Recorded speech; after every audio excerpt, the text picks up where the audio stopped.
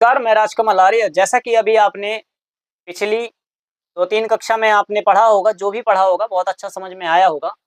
और ये जो चौथी कक्षा है, यदि आप इसको अटेंड करते हैं, तो मैं गारंटी के साथ कहता हूँ कि आपको टाइप ऑफ बुक्स समझ में आ जाएगा।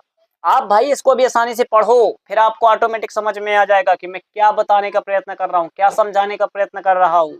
इसको मैंने बाद में सबसे छोटे तरीके, सबसे सरल तरीके से भी समझाया है। देखो क्या होता है कि जैसे कि मैंने बताया था कि हमने जब लेजर बनाते हैं, तो लेजर बनाते समय हम क्या करते हैं, किसी प्रकार की अकाउंट का चयन करते हैं। हमारा वो जो वस्तु होगा या जो कीमत होगी, जो पैसा होगा, जो माल होगा, वो किस अकाउंट में जाएगा, किस खाता में जाएगा। उसके बाद अब हमें खाता तो पता चल गया। अब जब हमने खाता सेलेक्ट किया तो क्या होता है, पैसा आता है या फिर पैसा जाता है। अभी वहां पर पैसा आता या जाता की बात नहीं थी, वहां पर केवल वस्तु से संबंधित चीजें थी। अब यहाँ पर आएगा कॉन्ट्रा बुक। कॉन्ट्रा बुक क्या है, तो इस बुक में हम बैंक से मालिक के द्वारा बैंक में पैसा जमा या निकाला जाता है, तब मालिक के खाते की पहचान के लिए हम उसका बुक कॉन्ट्रा देते हैं। मतलब जो भी मालिक जो रहता है, जब मालिक पैसा निकालता है या मालिक पैसा जमा करता है व्यापार शुरू करने के लिए या व्यापार बढ़ाने के लिए, तो उसके द्वारा जो निकाला गया पैसा है वो F4 में कॉन्ट्रा बुक में हम सेलेक्ट करते हैं। दूसरा होता है पेमेंट बुक। पेमेंट बुक बड़ा ही आसान है। पेमेंट से आप समझ रहे हो कि पे करना। तो इसमें क्या होता है, व्यापार में दी जाने वाली सभी धनराशि की एंट्री हम इसमें करते हैं, चाहे वह स्थायी संपत्ति हो, चाहे फिक्स्ड एसेट हो या किसी भी प्रकार का खर्चा हो। जब आपका पेमेंट बुक से पैसा जाता है ना बाहर, तब हम क्या करते हैं, तब हम उसकी एंट्री पेमेंट बुक में करते हैं। तीसरा हो गया रिसीप्ट बुक।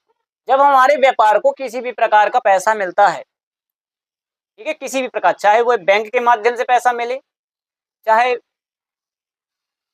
जिसका बिजनेस है वो पैसे दे, क्योंकि जब भाई उसमें 10,000 रुपए, 10 लाख रुपए लगाता है भाई, तो हमारे व्यापार को पैसा तो मिलता है। यहाँ पर व्यक्ति नहीं समझना, यहाँ पर व्यापार समझना। बिजनेस को जब भी पैसा मिलता है वो रिसीप्ट में जाता है, और बिजनेस से जब भी पैसा बाहर जाता है वो पेमेंट बुक में हम उसकी वाउचर एंट्री करते हैं।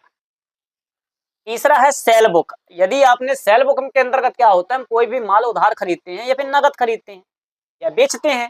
यहाँ सेल का मतलब क्या होता है, सेल का मतलब बुक होता है। तो जब भी हम अपने व्यापार से कोई भी वस्तु चाहे उधार बेचें और चाहे नगद में बेचें, लेकिन एक बात याद रखना है, यहाँ पर ये नहीं कि पुरानी चीजें बेच देना, नहीं। यहाँ पर हम जिस चीज की कंपनी का व्यापार करते हैं, मान लीजिए आपकी कंपनी है कार बेचती है, तो जब आप कार उधार बेचोगे या फिर नगद में बेचोगे, तो जो भी आपके पास पैसा आएगा उसकी एंट्री किस में होगी, ये सेल बुक के अंतर्गत होगा। अब यहाँ पर जनरल बुक।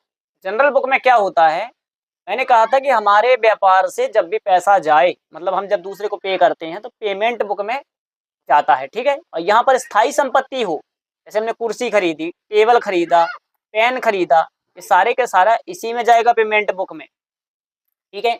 लेकिन यदि वे सारी की सारी वस्तुएं स्थायी संपत्ति, जैसे का मोबाइल हो गया, कुर्सी हो गई, टेबल हो गई, लैपटॉप हो गए, कंप्यूटर हो गया, यदि हम व्यापार को चलाने के उद्देश्य से खरीदते हैं और हम उधार खरीदते हैं, तब उसकी जो एंट्री होगी जनरल बुक की एंट्री होगी।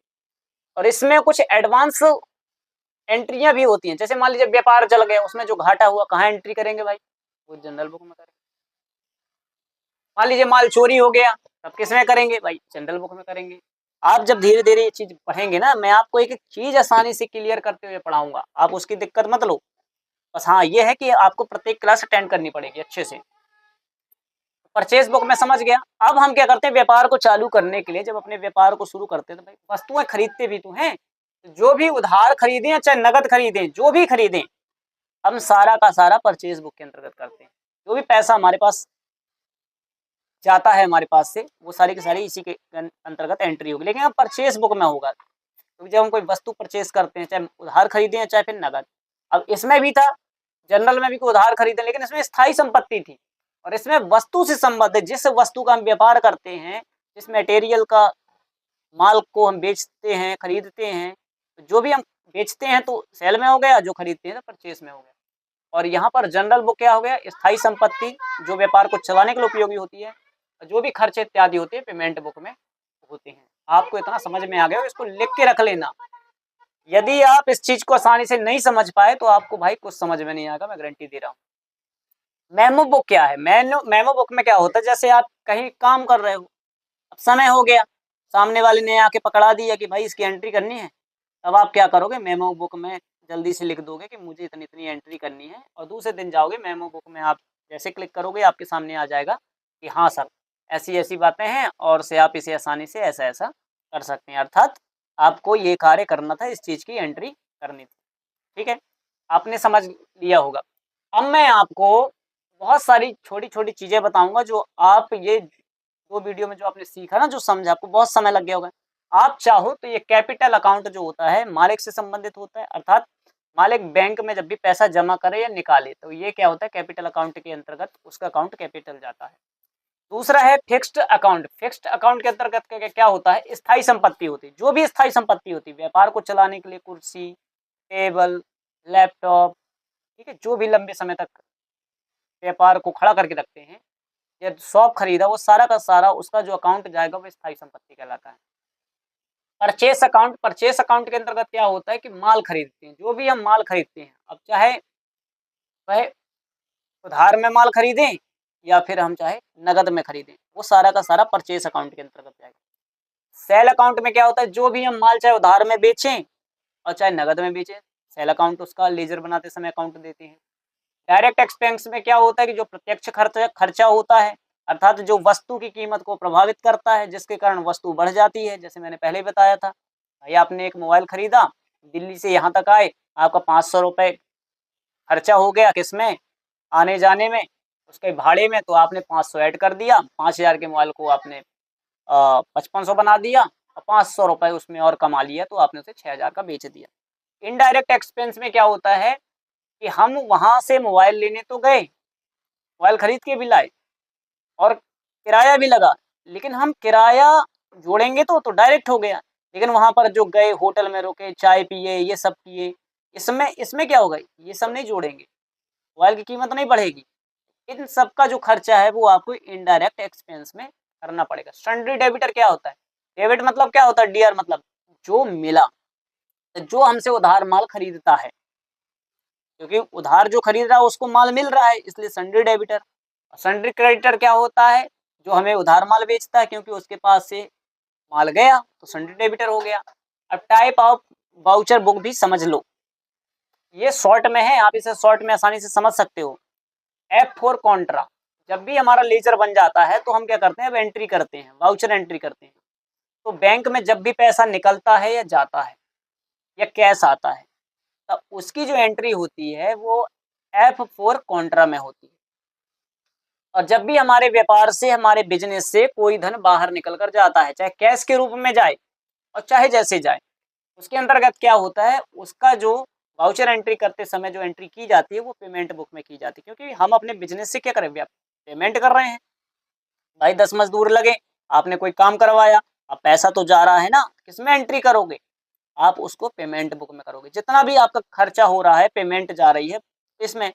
और ये कॉन्ट्रा क्या हो गया, F4 जब आप क्लिक करेंगे तो आपको बैंक में जो भी पैसा आए चाहे जाए वो कॉन्ट्रा के अंतर्गत होगा। ठीक है, ये समझ लो कि अलग अलग प्रकार की किताबें हैं, इसलिए इसे बुक्स कहा जाता है। रिसिप्ट, रिसिप्ट के अंतर्गत क्या होता है, जो भी हमारे व्यापार को पैसा मिलता है, हमें मुनाफा हुआ, पैसे आया, किसी ने हमसे उधार लिया था, पैसा दे दिया, ये सारा का सारा जो भी हमारे बिजनेस को मिलता है रिसिप्ट के अंतर्गत ही आता है। जनरल, जनरल के अंतर्गत क्या होता है कि उधार में खरीदी जाने वाली सभी संपत्ति और अन्य एंट्रियां भी इसके अंतर्गत आती हैं। ठीक है, जो भी हम उधार में संपत्ति खरीदते हैं, लेकिन कौन सी, स्थायी संपत्ति। एक बात याद रखना, संपत्ति तो खरीदते हैं लेकिन स्थायी संपत्ति क्यों, जैसे पंखा, कूलर, फ्रिज, ये सारी की सारी क्या होती है, किसी व्यापार को चलाने के लिए जरूरी होती है, कोई ऑफिस चला रहे वहां पर इन वस्तुओं का उपयोग तो होता है, उसे हम जनरल एंट्री में। अन्य एंट्री उस पर यह है कि मानो पंखा जल गया, आग लग गई, चोरी हो गई, किसके अंतर्गत आएगा, तब हम जनरल में करें। परचेस में क्या करते हैं, चाहे जो भी उधार हो या नगद में जो भी माल हम खरीदते हैं, उसमें जो भी लेन देन होता है वो सब कितना, F8 परचेस अकाउंट में होता है। और F9 सेल अकाउंट में उधार या नगद में बेचा जाने वाला जो भी माल है वो सारा का सारा F9 सेल में होता है। ठीक है, और F10 क्या होता है, याददाश्त से संबंधित। तो इस प्रकार से मैंने आपके सामने सारी की सारी चीजें रखी, आप इसे आसानी से स्क्रीनशॉट ले सकते हैं, इसे सीख सकते हैं। और अब मैं जो अगर आप जुड़े रहेंगे, इसी कक्षा को आसानी से देखते जाएँगे, तो अब मैं लेज़र बनाना आपको सिखाऊँगा कि लेज़र कैसे बनाते हैं। और जब हम लेज़र बनाएँगे ना, तो ये जितने मैंने नियम आपको बताए, अगर भाई अगर आप इनमें से एक भी नियम भूल गए, एक भी नियम आपको नहीं बना, याद रख लेना है आपसे कुछ नहीं बनने वाला। आप कहोगे सर ऐसा कैसे बोल देते हैं कुछ नहीं बनेगा? भाई नहीं बनेगा ना, क्योंकि हमसे नहीं बना, हमने इतना पढ़ा, तब कहीं जाकर मैंने बहुत अच्छे से इसके नोट्स बनाए, एक-एक चीज़ के मैंने नोट्स बनाए। ये सारी की सारी चीज़ें आपको देखनी पड़ेंगी, समझनी पड़ेंगी, बार-बार रटना पड़ेगा, इसे लिख के रखना पड़ेगा। एक शॉर्ट में आप इसके नोट्स बनाओ, बार-बार पढ़ोगे, तब कहीं जाकर आपको वाउचर बनाने आएगा, तब कहीं जाके लेज़र बनाओगे, लेज़र में फिर आप अकाउंट सेलेक्ट करोगे, उसके बाद वाउचर एंट्री कर पाओगे, फिर कहीं जाके लॉस और से प्रॉफिट आपको दिखाई देगा। ठीक है? तो आपने बहुत अच्छा वीडियो देखा, अच्छा प्रेम मिल रहा है, जाते-जाते लाइक और सब्सक्राइब कर दीजिएगा। क्योंकि देखो भाई पैसे तो आपके लगते नहीं हैं। दूसरी बात जब आप एक लाइक और सब्सक्राइब करते हैं, हमें भी लगता है कि हाँ, हम कुछ करें, हमारा भी इसमें भविष्य है। तो इतना कह के नमस्कार, धन्यवाद और मैं राजकुमार लारी।